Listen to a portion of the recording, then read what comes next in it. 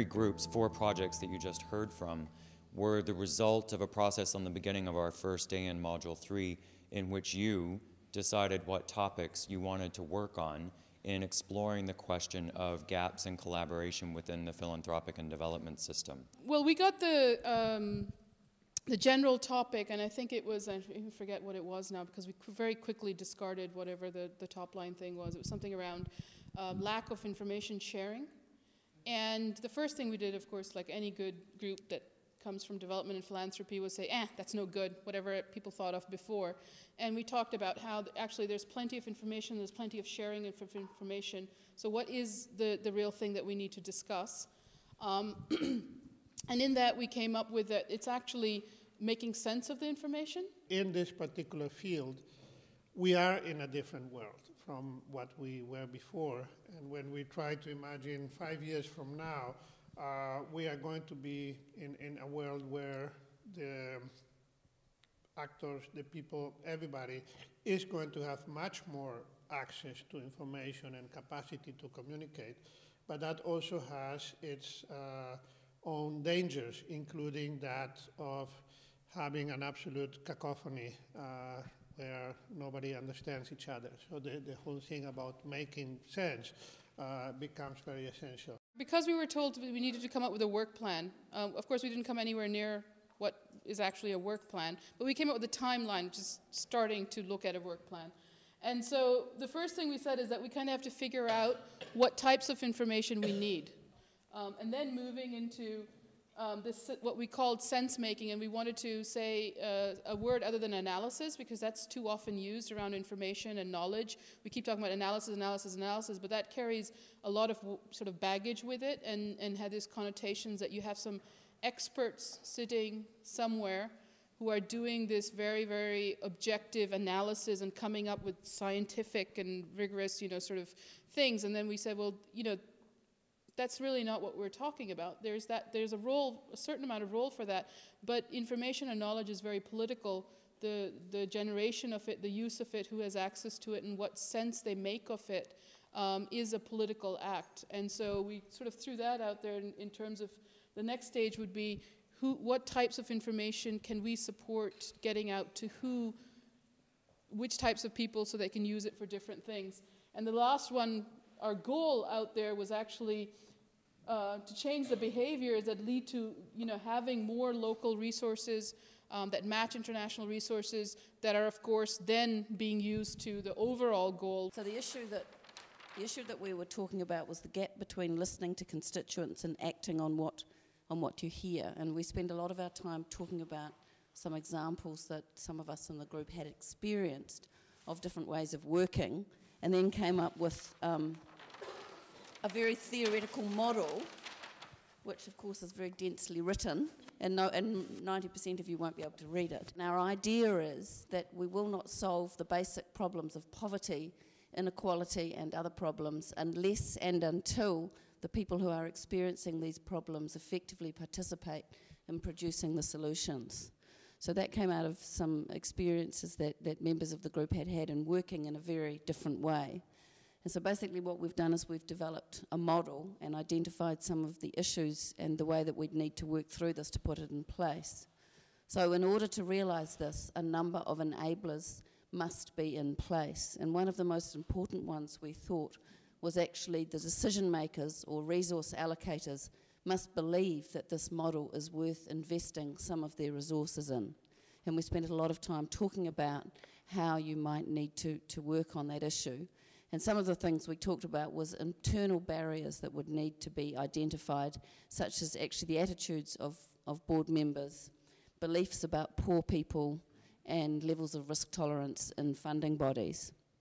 Externally, one of the main issues that we saw needed to be overcome was the absence of convincing performance management systems and tools that accurately reflect community participation, and that there needs to be work around working with grantees around the development and measurement tools that we would want to use.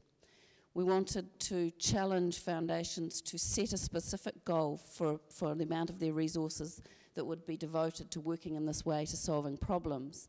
And one of the figures that we had on the table was a challenge of a minimum of 10% of a foundation's resources being allocated to working in a in this way, and then helping to articulate the implicit theory of change behind the idea by collecting case studies that show the effectiveness of this approach. So there was quite a lot of knowledge in the group about this kind of work that's being done, but the feeling was that it hadn't been aggregated in any one place.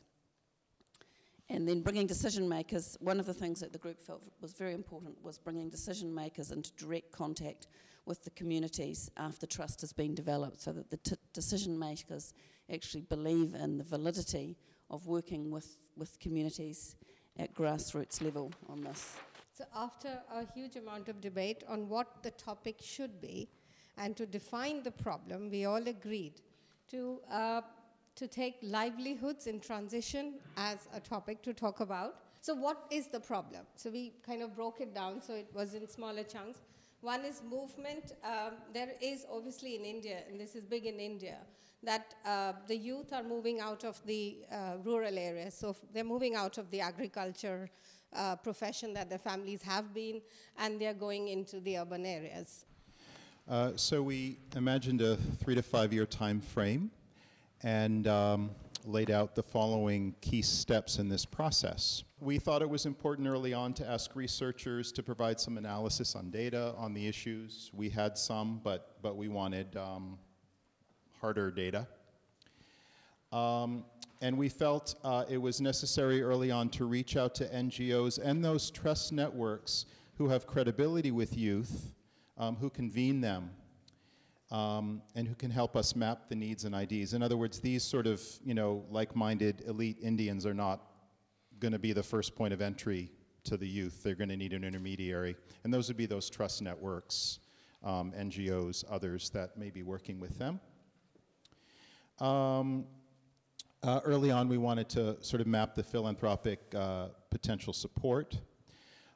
We wanted to talk to employers because it is about youth livelihood. So we want to talk to local employers, entrepreneurs about market demand. What are these kids going to do? What's really needed for them in this city or the cities? We want to touch base with city planners, municipal governments, et cetera, asking for their support, asking them to invest, to commit to this process as well. And then we felt we were ready to reach out to foundations.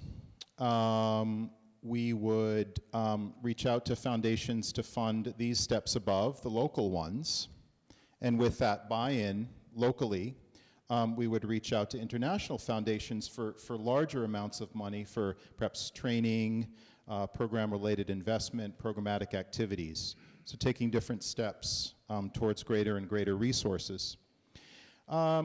Foundations, we recognize one of the things they can do is take risks, and so get them to fund some pilot projects early on, some startups, and that once we've proven those, we could then begin introducing the impact investors who need proven results. They're not going to provide risk capital. They want to be sure of their investments. Government, we thought, should provide incentives, short-term subsidies. Then we're ready to bring in the development banks, the larger institutions to really bring it up to scale. And then we were ready to kind of bring in ILO, UN Habitat, these kinds of things. So start small and with a bang down here. So we actually spent quite a bit of the initial time trying to figure out how we wanted to address the issue, because we wanted to get concrete, but at the same time, we didn't want to go too far away from some of the broader systemic issues. So we ended up coming down into something quite concrete, but we also didn't want to get projectized. So what we looked at is, how do we effectively support smallholder farmers in improving their productivity and potentially through a standard and certification process through a fund? So we were looking at a particular mechanism. One of the key concerns that you brought in was, are the people who are at the table, so in this case the farmers, are the ones who ought to make the decisions in the end, or they ought to own the process. But they don't at the beginning because it's not a kind of a bottom-up initiative. And so we were thinking of leadership as a little bit different than you would think in terms of the more traditional, like the entrepreneur with a vision who's bringing everybody along and you know, makes it work in the end. And this was, we saw the need for a little bit different type of leadership, which is more, not necessarily behind the scenes, but like less visible or more facilitative leadership that creates that agency, that creates that ownership among those who should be really making the decisions. And then essentially with the leadership and decision-making and stakeholders, those are the red ones, we thought all throughout the process, it has to be building capacity, building trust, building commitment, so that the process works, but it has to be acknowledged that it will be a very difficult process, and it takes time. And so one of the key things in collaboration is to start the collaboration at the problem definition stage. Then the aim of this mapping process will, again, it won't be to come up with potential solutions and alternative scenarios, but to provide a deep understanding of the context for everybody, and like put up a mirror, like, you know, this is where we come from, this is where we are, these are all the interests that are involved. And you know, it's a kind of mapping exercise that informs everyone who should be making the decisions. And that this process itself, the mapping process itself, should create social capital, should create the trust. The next step after saying, okay, now we have this picture, we called it an integrated process, which was again a kind of, we arrived to that saying, how do you create a win-win situation when there's so many different agendas, so many different interests at the table? You don't want to build consensus because that's like not, you know, that's infinite. You don't want to make compromise because that's not a win-win situation. So in lack of a better word, we called it integration. And an integrated process which looks at both the goals of the intervention, the visioning part, and the governance of how we get there, and the structures. And one important point at this stage is to be clear about all the agendas that are at the table and the added value that everyone brings to the table, which is, again, sounds like obvious, but in practice it is often skipped because it's not something comfortable. I'd like to thank all of you for the hard work that you've put into the last 2 days, helping us explore these issues. And I'd also like to thank all of the partners who've been involved in this initiative.